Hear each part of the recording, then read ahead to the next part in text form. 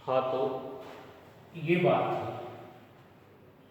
कि साम्यवादी जो दल है वो सीपीआई और एमपीआई दो पार्टियों में विभक्त हो गई।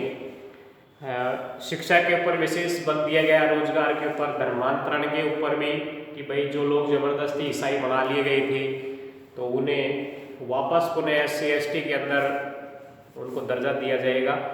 जो पहले जबरदस्ती ईसाई बन गए थे और उनको फिर वही अधिकार प्राधिकार दिए जाएंगे जो उनके हैं। और जम्मू कश्मीर को विशेष स्वायत्तता प्रदान की जाएगी।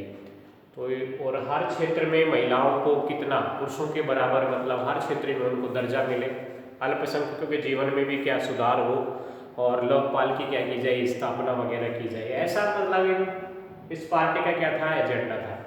अब उसी के अंदर अपन राष्ट्रीय कांग्रेस पार्टी, राष्ट्रीय जो दल थी उसी में राष्ट्रीय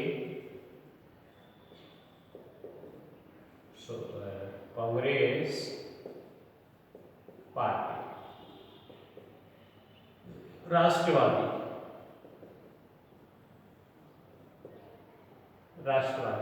कांग्रेस पार्टी, ये 1999 के अंदर इसको राष्ट्रीय पार्टी का क्या दर्जा दे दिया गया था। क्योंकि ये जो अलग पार्टी बनी इसने क्या किया कि 4 राज्यों के अंदर इन्होंने 4% मत हासिल कर लिए। कौन कौन से के अंदर, एक तो महाराष्ट्र, एक अरुणाचल प्रदेश, एक मणिपुर और दूसरा मेघालय। इनके अंदर इन्होंने क्या किया, 4% इन्होंने मत हासिल करने के कारण चारों राज्यों के अंदर, और फिर ये राष्ट्रीय पार्टी का इसे दर्जा मिल गया। हुआ ये कि भाई कांग्रेस से अलग होकर के 3 नेता थे प्रमुख, उन 3 नेताओं ने इसकी क्या की, स्थापना की। इसमें एक तो थे शरद पवार जी, और शरद पवार जी तो इसके अध्यक्ष बनाए गए, वो तो अध्यक्ष बने। और PA संगमा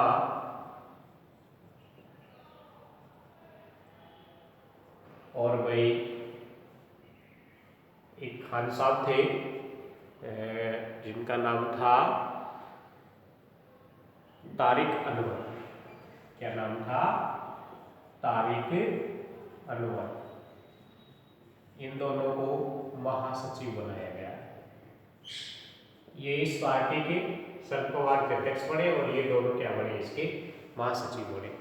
इनका जो मेन मुद्दा था ना, मेन मुद्दा ये था कि भाई भारत के अंदर जो भी उच्च पद है, जैसे राष्ट्रपति है, उपराष्ट्रपति है, प्रधानमंत्री है, ये ऐसे उच्च पदों के ऊपर आसीन होने का सौभाग्य उसी व्यक्ति को प्राप्त होना चाहिए जो मूलतः इस भारत के अंदर जिसने जन्म लिया है, यहाँ का ये वो मूल नागरिक है। और मेन मुद्दा तो ये था कि सोनिया गांधी विदेशी थी, उसके हाथ में बागडोर दे दी जाती है कांग्रेस की। इस कारण से ये लोग बड़े परेशान हो गए थे कि भाई अपन जो भारत में रह रहे हैं, इतने दिनों से इसके कार्यकर्ता हैं, इतने बड़े अपने लीडर हो गए और फिर भी अपना कहीं नंबर नहीं आ रहा है। इस कारण से इन्होंने क्या कर लिया, अपना एक अलग ही दल बना लिया, कुछ उसकी विचारधाराएं चेंज कर दी इन्होंने कुछ अलग, कि भाई राष्ट्र, मेन मुद्दा इन्होंने राष्ट्रवादी रखा कि सारा जो भी होना चाहिए ना वो राष्ट्र का होना चाहिए।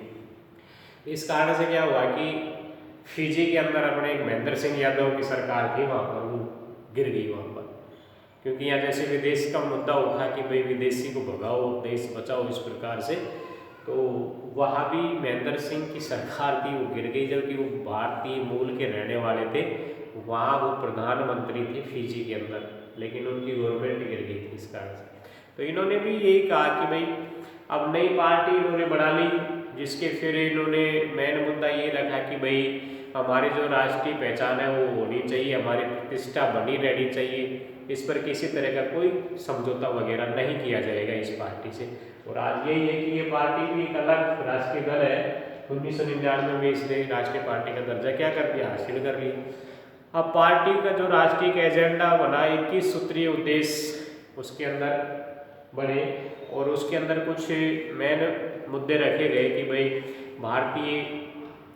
भारतीय जो है इसकी पहचान बनाई जाए कि भारत का ही व्यक्ति वास्तव में इन पदों पर क्या हासिल होना चाहिए है। भारतीय भावना को ठेस नहीं पहुंचनी चाहिए, भारतीय भावना को वास्तव में जागृत किया जाए। भारतीय प्रतिष्ठा के ऊपर कोई किसी प्रकार की आँच न आए तो उसको बनाए रखना।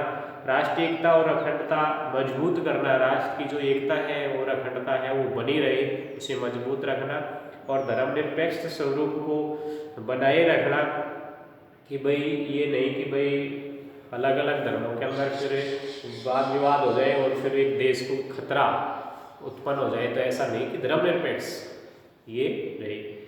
तो इस प्रकार से इस पार्टी ने अपने कुछ उद्देश्य रखे और इन्होंने भी अपना घोषणा पत्र वगैरह जारी किया। तो अभी इसके बाद में और जो राष्ट्रीय पार्टी बच गई वो, और इसका घोषणा पत्र अपन नेक्स्ट डे पढ़ेंगे। बाकी शायद आपको ये समझ में आ गया होगा, एक बार इसको फिर पुनः रिवाइज कर लेना और समझ में आ जाएगा नेक्स्ट डे। Thank you.